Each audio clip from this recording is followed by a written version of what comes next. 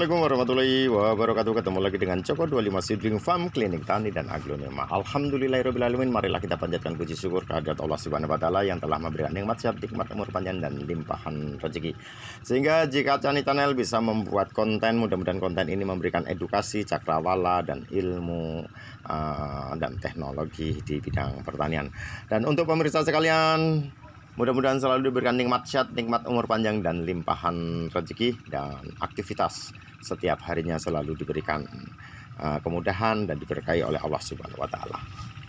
Pemirsa sekalian, di kesempatan kali ini JK Tani Channel akan mengulas tentang petani cerdas tanam jagung tumpang sari cabai. Memang di video kali ini tanaman yang sudah produksi.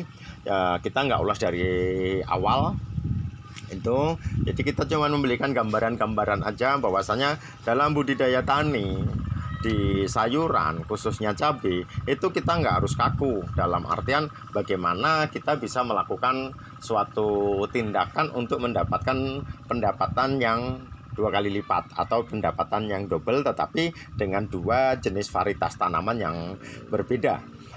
Seperti itu. Di sini kebetulan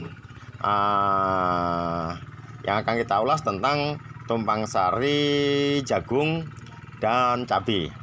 Itu memang ya mungkin sudah terlalu jorok karena memang dengan sistem ini tergantung petaninya juga, tergantung petaninya dan sudut pandang kita, dalam artian kenapa sih tidak dibersihkan, kenapa ini dan lain sebagainya. Nanti kita ulas satu persatu. Memang kalau dengan sistem tumpang sari cabai, kita tanam dulu jagungnya. Itu kurang lebihnya kalau jagung untuk pakan atau jagung yang biasa diambil kering, itu kita pindah tanam cabai di umur 80 hari.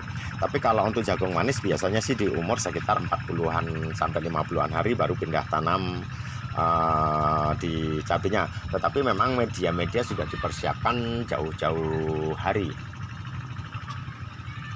Nah, dengan sistem tumpang sari jagung cabai ini sebenarnya sih memang kalau memang mau dipotong-potong sebelum ditanamin cabai. Tapi kalau mau tidak dipotong ya seperti di video.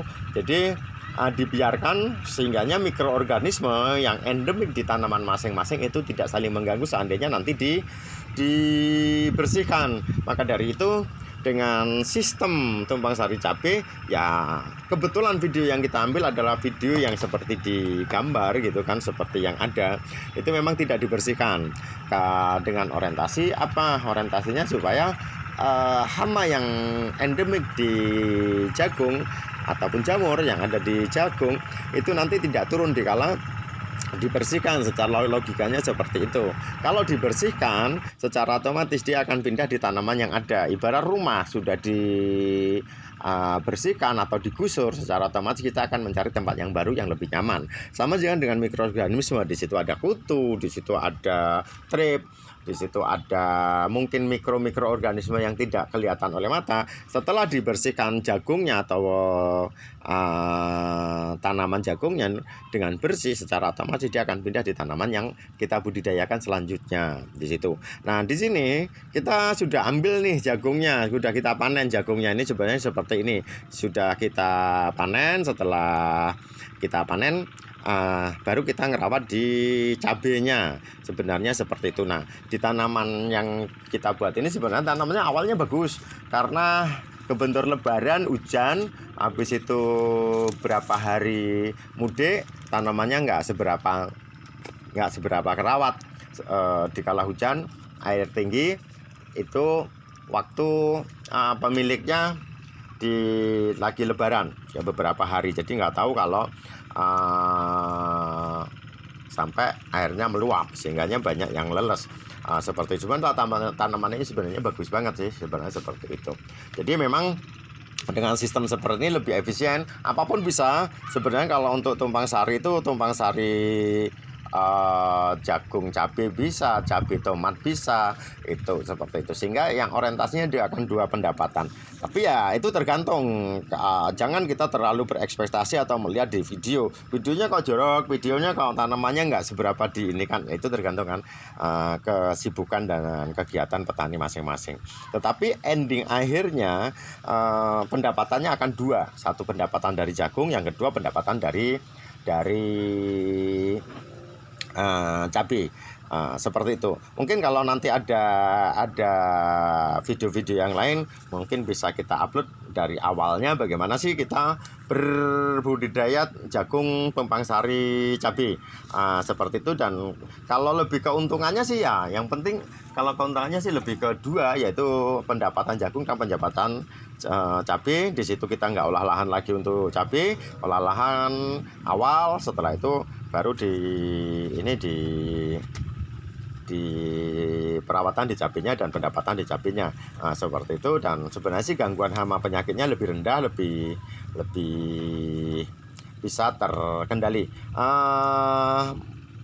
Mungkin ini yang bisa kita ulas ya. Kita mau ulas lebih detail caranya, sistemnya, karena di sini kita melihat tanaman sudah tua kan gitu kan. Waktu itu kita berkunjung di sini, tanamannya sudah berproduksi, tinggal ya apa ya, udah mulai panen, udah mulai dipetik. Sehingganya apa? Sehingganya kan